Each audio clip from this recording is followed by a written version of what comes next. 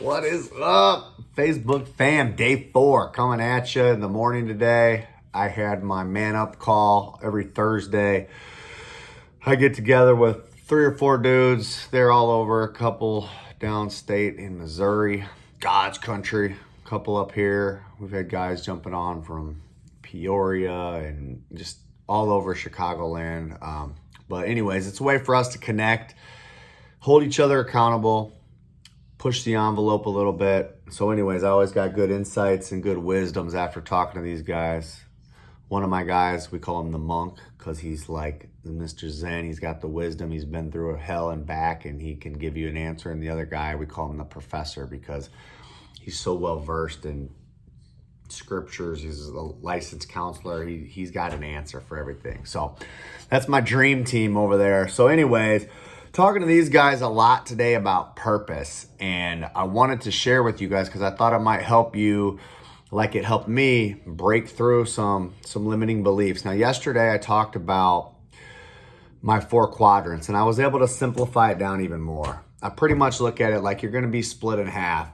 You're going to have God and you're going to not have God. People that are interested in connection to God are going to be on one side. People that are not interested are on the other side. Neither side is right or wrong.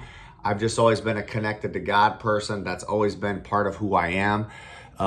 And it's always kind of driven me. So once you get into the quadrants, then you've either got winning or not winning. You can be connected to God and not winning, or you can be connected to God and winning. That's really the simplest way to put it. And so I've always struggled with getting up into that upper left quadrant, staying connected to God and be winning, because in my limiting beliefs, I had put winning over, like as a bad thing somehow. And so I felt like if I won too much, it was going to be anti being connected to God. It's just lies. It's just a lie. And so being free from that is pretty damn cool. So talking about purpose and talking about doing something that you're 100% passionate about, committed to, is that going to be the driving force for you to have a better connection with God? If you're choosing to be on that left side of the quadrant and want to be living a life of purpose and passion, or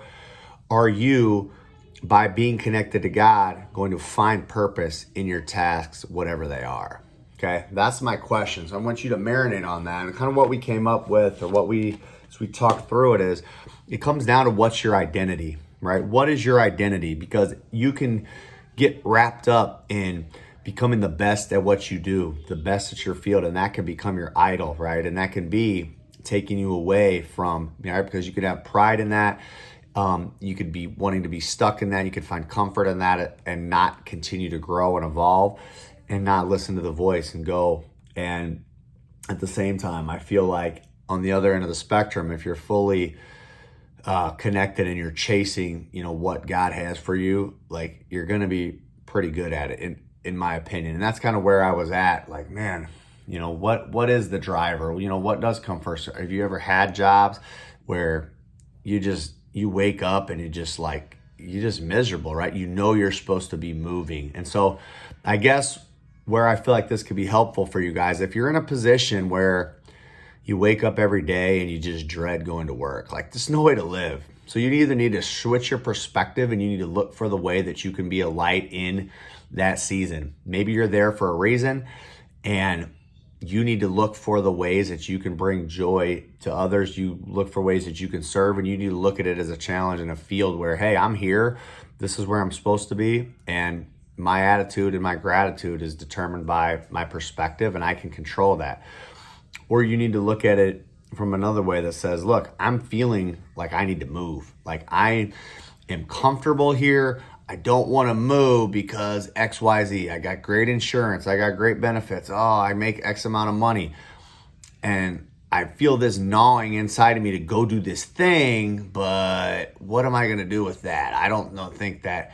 And I feel like if that's where you're at, I would encourage you to, there's growth in getting out of your comfort zone. So you can get out of your comfort zone either way. You're either going to get out of your comfort zone and stay there and find joy and go out and do awkward things and have people go, man, what the hell is up with Craig, man? He used to be coming in with a scowl on his face. Now all of a sudden he's smiling. He's asking about, how I'm doing. He's being helpful, like that's really weird. And then you've got that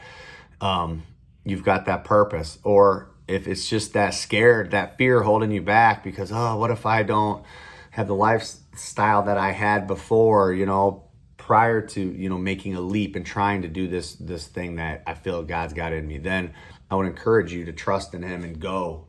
And whatever you're going to learn, and this is kind of my takeaway, regardless of whatever role you choose, the trials, the rewards, and the obstacles will be the same, right? And how you handle them is going to determine how fast you ascend. So if I stay there and I get completely uncomfortable and I'm having conversations, my life is going to turn around. I'm going to find blessing, purpose, joy inside of that same situation. Or if I choose to leap and I'm then forced to get out of my comfort zone and try to make cost cuts. And I'm like, either way, there's going to be different circumstances that come from those choices. There's not a right or wrong. And that's kind of what we talked about and determined. There's not a right or wrong. It's just looking for how to grow and expand inside of each one of those scenarios. And I will tell you this, you make that leap either way to be uncomfortable, you're stepping into the arena, right? That's why I love the quote we have on the wall of the gym. That's what it's all about. When you're living in the arena, you can be right on the edge, and that's where I guess I feel like you should be. Living on the edge, you're in the fight, you're not sitting on the bleachers anymore, and you're just continuously kind of pushing that edge. And if you start to get comfortable, then you've got to continue to step out, and you've got to continue to stay out. You got to stay on that edge. So that's what I got for you today. If you're in a weird spot, think about that, marinate on it. If you're a left side brain thinker in my little quadrant here, if your connection to God that's something that's important to you, then, meditate on it, pray on it. And the answer is already inside of you. You just might be blocked by fear. It might be blocked by what you're afraid to do. So that's all I got. Love you guys.